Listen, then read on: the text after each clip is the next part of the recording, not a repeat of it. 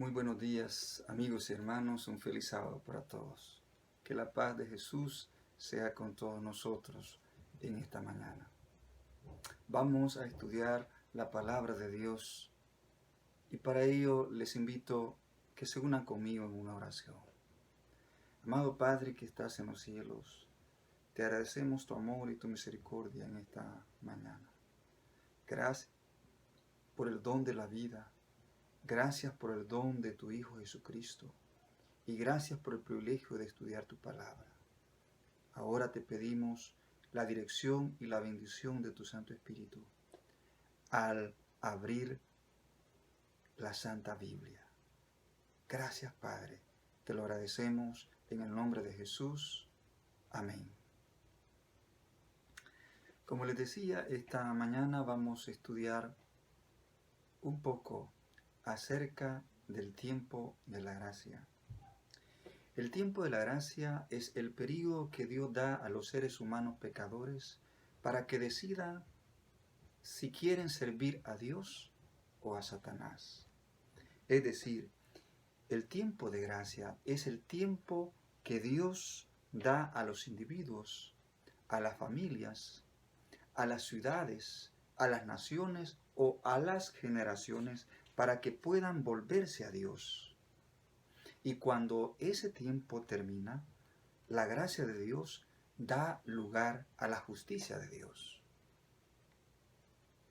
En la Santa Palabra de Dios tenemos bastante evidencia acerca de esa verdad.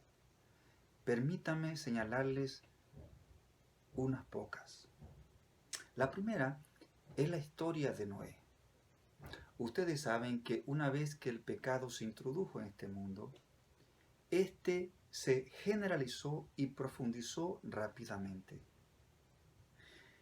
Sin embargo, Dios otorgó ricos y variados dones a los antediluvianos, pero ellos lo usaron para glorificarse a sí mismos y los trocaron en maldición, poniendo la atención y su afecto en ellos más bien que en aquel a quien se los había dado.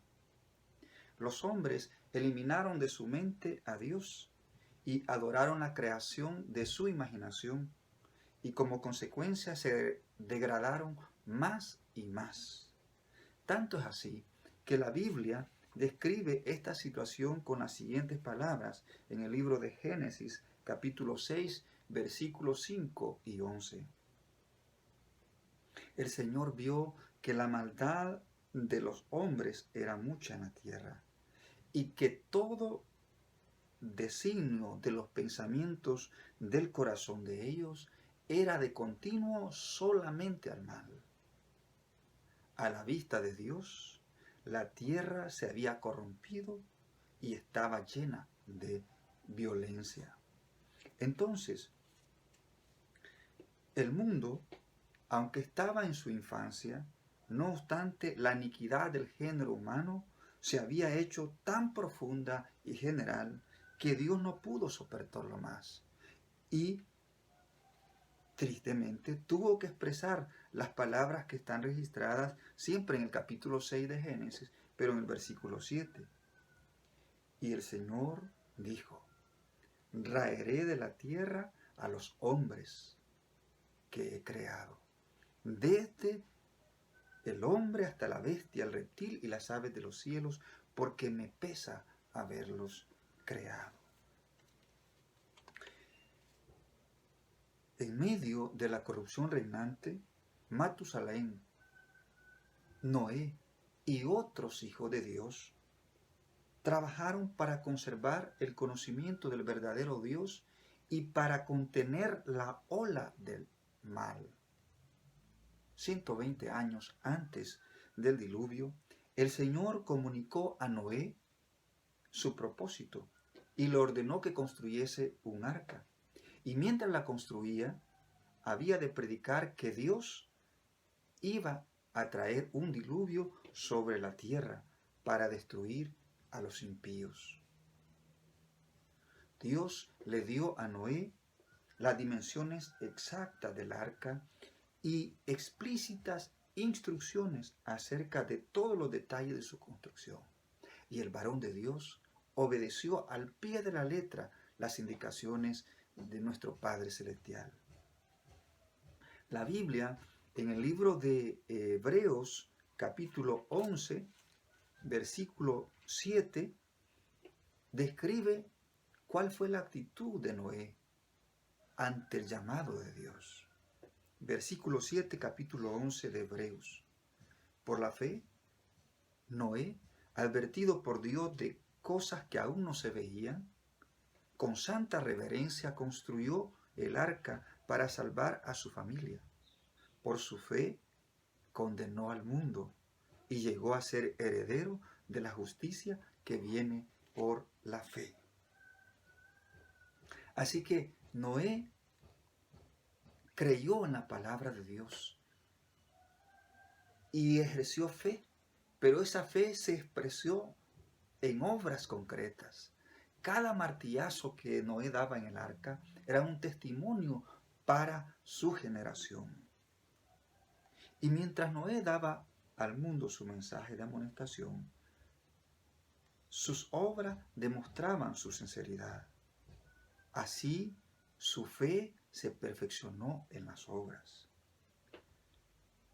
Su tiempo de gracia para el mundo antediluviano estaba por concluir. Noé había seguido fielmente las instrucciones de Dios. Había invertido todas sus riquezas para construir el arca. Y el arca se terminó en todos sus aspectos como Dios había mandado. Entonces, el siervo de Dios salió del arca y dirigió su último llamado, la última y solemne súplica a la gente. Con anhelo indecible, les rogó que buscasen refugio mientras era posible encontrarlo. Pero nuevamente, como lo habían hecho todos los años anteriores, rechazaron sus palabras y alzaron sus voces en son de burla y de mofa. De repente reinó el silencio entre aquella multitud escarnecedora. Animales de todas las especies, desde los más feroces hasta los más mansos, vinieron al arca y entraron de dos en dos. El mundo miraba maravillado y algunos hasta con temor. Sin embargo, la gente se resistía a creer el mensaje de Noé. Así que Dios mandó a Noé que entrara en el arca. En el capítulo 7 del versículo 1 del libro de Génesis nos dice: después el Señor dijo a Noé: entra tú y toda tu casa en el arca, porque a ti he visto justo ante mí en esta generación. Así que las advertencias de Noé habían sido rechazadas por el mundo, pero su influencia, su ejemplo, había sido una bendición para toda su familia. Sem, Cam y Jafet, hijos de Noé, habían creído en el mensaje de su padre y le habían ayudado a construir el arca. Ellos y sus esposas habían creído también.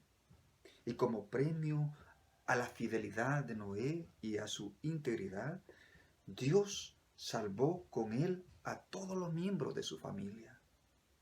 ¡Qué estímulo para la fidelidad de los padres ahora, hoy en día! La misericordia entonces dejó de suplicar más a la raza culpable. La Biblia nos dice que Dios mismo cerró la puerta del arca. Versículo 16 del capítulo 7 de Génesis. Y vinieron macho y hembra de cada especie, como lo había mandado Dios. Y el Señor cerró la puerta. Entonces, Noé quedó dentro del arca, y los que habían desechado la misericordia de Dios quedaron fuera. Dios había cerrado la puerta y solo Dios podía abrirla. De la misma manera, cuando Cristo deje de interceder en el santuario celestial por los hombres culpables, antes de su venida en las nubes de los cielos, la puerta de la misericordia será cerrada. Pasaron 7 días después que Noé entró en el arca con su familia. No aparecieron señales eminentes de la tempestad. La gente se burlaba más y más fuera del arca. Durante ese tiempo, la fe de Noé y su familia fue probada. Pero el 8º día, el cielo se oscureció y gruesas gotas de agua comenzaron a caer. Vino la tormenta. Las fuentes de los cielos fueron abiertas. Las fuentes de los suelos también. Y toda aquella generación vio que el mensaje de Noé era verdadero. El nivel del agua comenzó a subir rápidamente y la gente comenzó a sentir miedo y a golpear el arca, la puerta, para que los dejasen entrar. Pero ya era demasiado tarde. El tiempo de gracia había terminado y toda aquella generación fue destruida. Solo 8 personas fueron salvadas. El segundo hecho está presentado en la Biblia como la destrucción de las ciudades de Sodoma y Gomorra.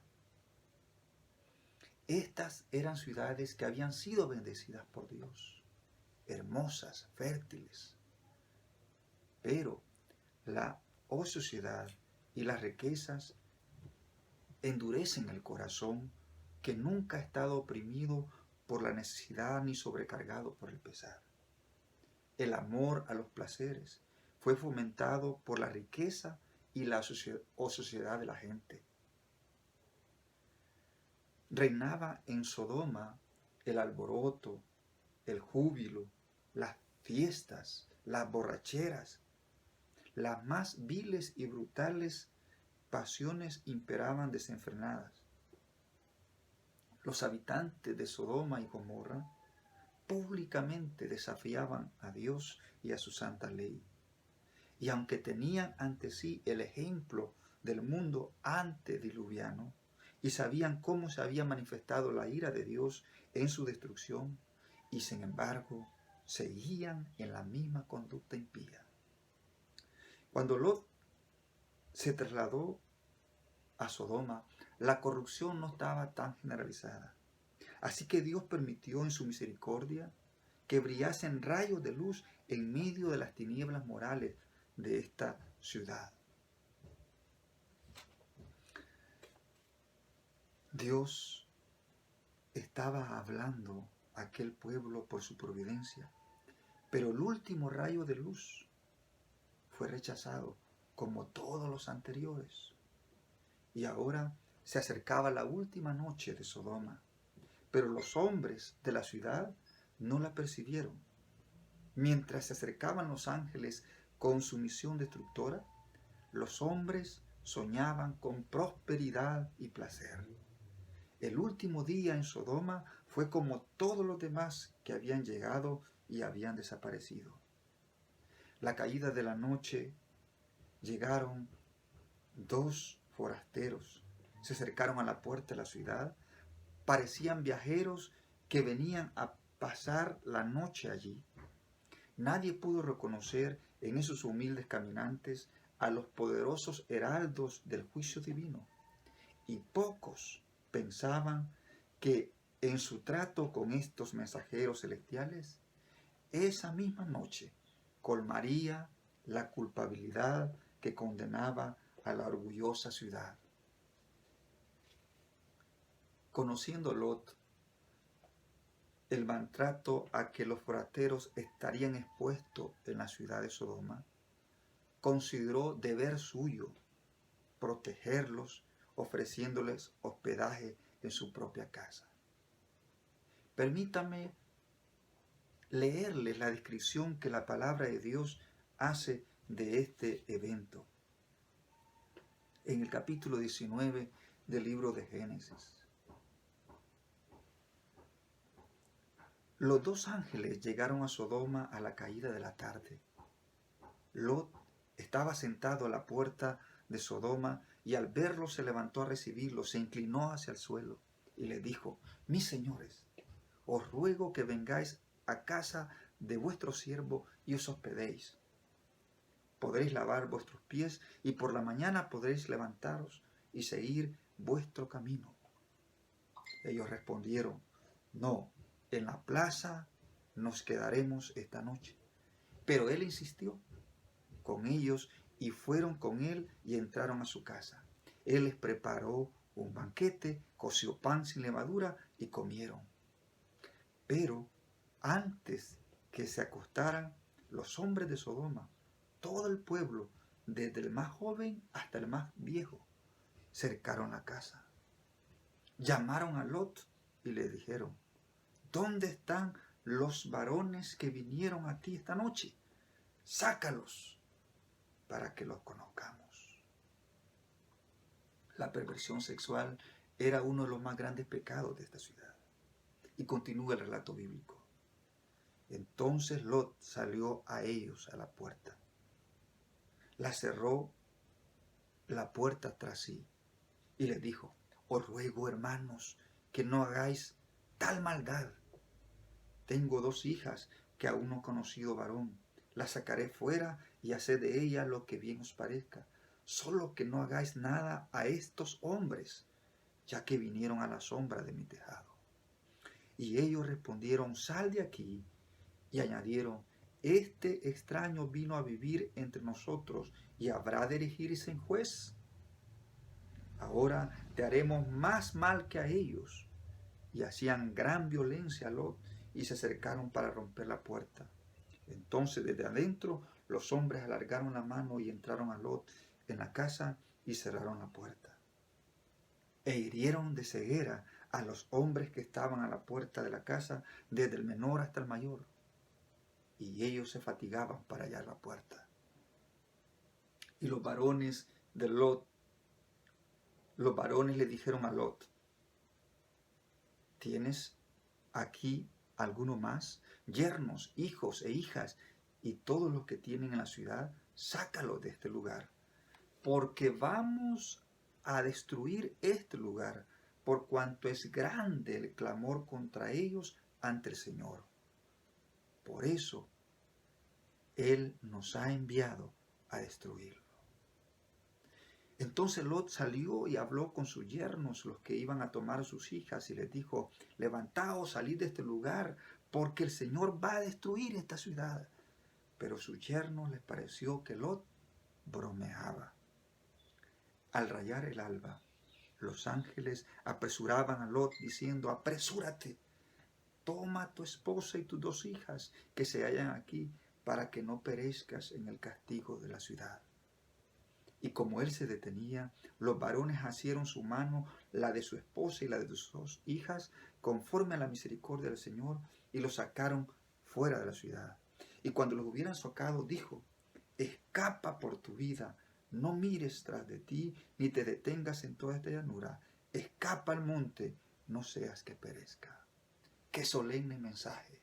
Escapa por tu vida. Un mensaje para nosotros también en esta generación. Escapa por tu vida. Finalmente, el relato bíblico dice que el sol salía sobre la tierra cuando Lot llegó a Zoar. Entonces el Señor hizo llover desde el cielo fuego y azufre sobre Sodoma y Gomorra. Mis queridos hermanos, mis amigos, las llamas que consumieron las ciudades de la llanura transmiten hasta nuestros días una solemne luz de advertencia. Se nos enseña la terrible y solemne lección de que mientras la misericordia de Dios tiene mucha paciencia con el transgresor, hay un límite más allá del cual los hombres no pueden seguir en sus pecados. Cuando se llega a ese límite, se retira el ofrecimiento de la gracia de Dios y comienza la ejecución del juicio.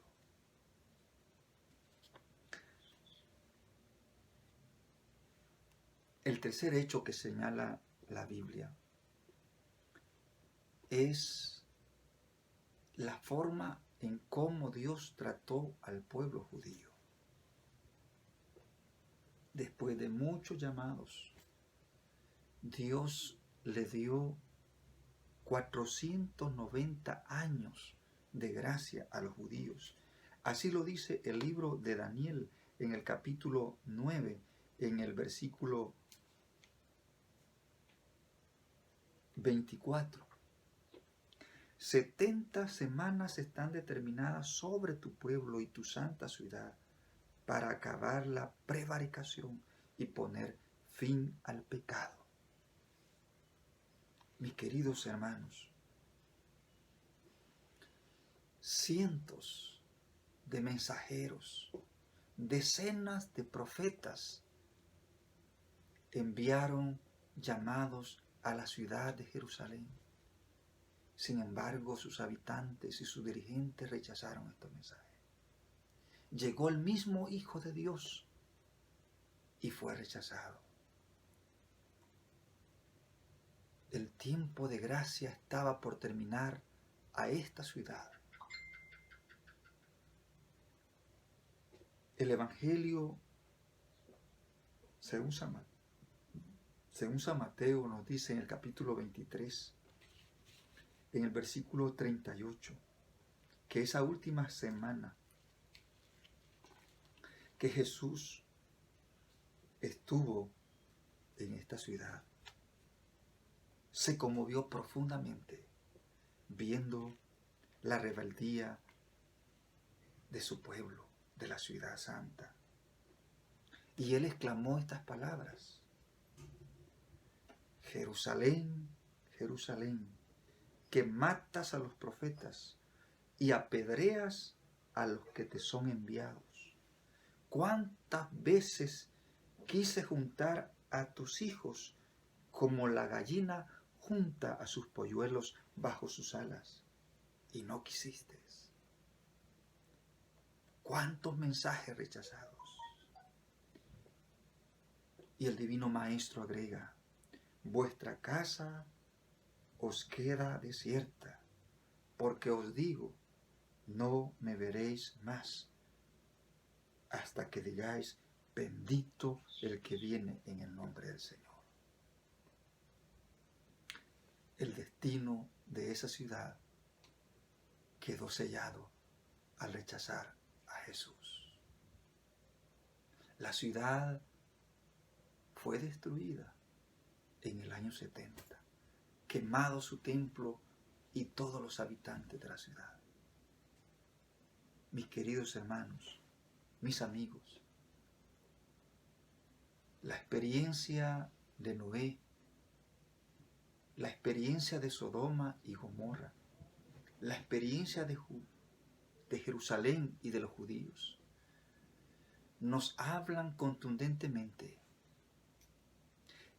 que hay un tiempo en que la gracia de Dios está accesible para que todo aquel que así lo desea pueda ponerse a cuenta con su Dios.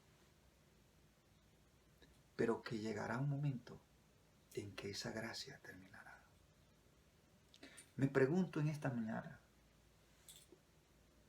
¿cuántas veces te ha llamado el Señor? ¿Cuántas veces lo has rechazado?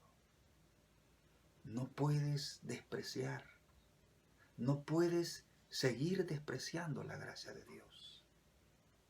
Sería demasiado peligroso. Tú sabes que la muerte puede llegar en cualquier instante a nuestra vida. Nos puede sorprender. Y entonces se habrá terminado toda oportunidad para nosotros. Dios nos ha dado aún a esta generación el tiempo de su gracia. Hoy es el tiempo aceptable y no debemos rechazarlo. Saben que en la historia humana hay ejemplos de individuos que también han decidido rechazar a Dios, menospreciar su gracia, menospreciar la soberanía de Dios. Recuerdo la experiencia de un político brasileño de la década de los 80, Tancredo Neves. Él dijo que si llegara a tener los votos suficientes, ni Dios podía evitar que él fuera presidente del Brasil. Y saben, ganó las elecciones, pero no pudo llegar a ser presidente, porque antes de tomar posesión, él murió. Y así como él, hay decenas de ejemplos de hombres que tristemente han desafiado la gracia de Dios. El mensaje del Señor para nosotros en esta mañana es que no rechacemos la voz del Espíritu Santo. Y que si hoy estamos en el tiempo de la gracia, aprovechemos la oportunidad. Escuchemos la voz de Dios que dice, venid luego y estemos a cuenta. Dios quiere la salvación de todos los hombres. Que Dios te bendiga en este día. Que Dios te bendiga en esta hora al decidir entregar tu vida a Jesús y aprovechar el tiempo de la gracia.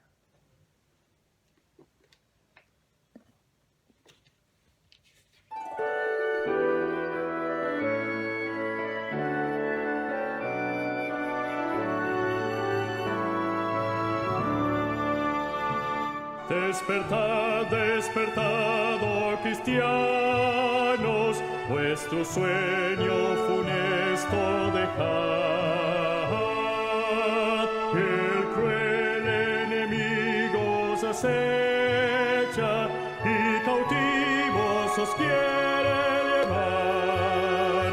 Despertad, las tinieblas pasaron, de la noche no sois hijos ya, mas lo sois de la luz y del día, y tenéis el deber de luchar.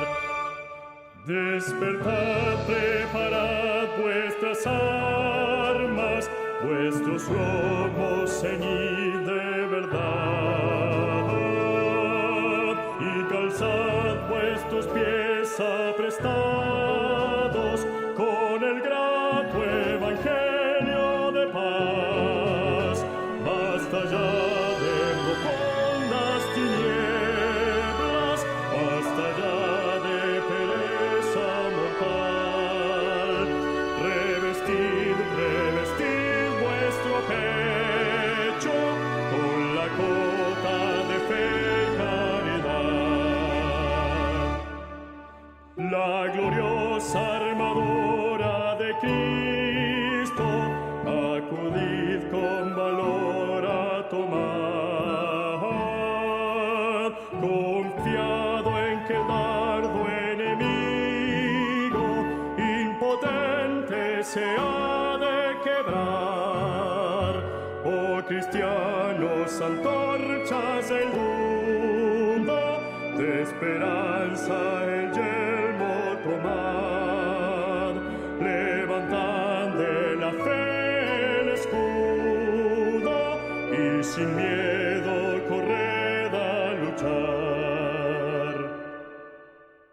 temáis pues de Dios revestidos, que enemigo venceros podrá.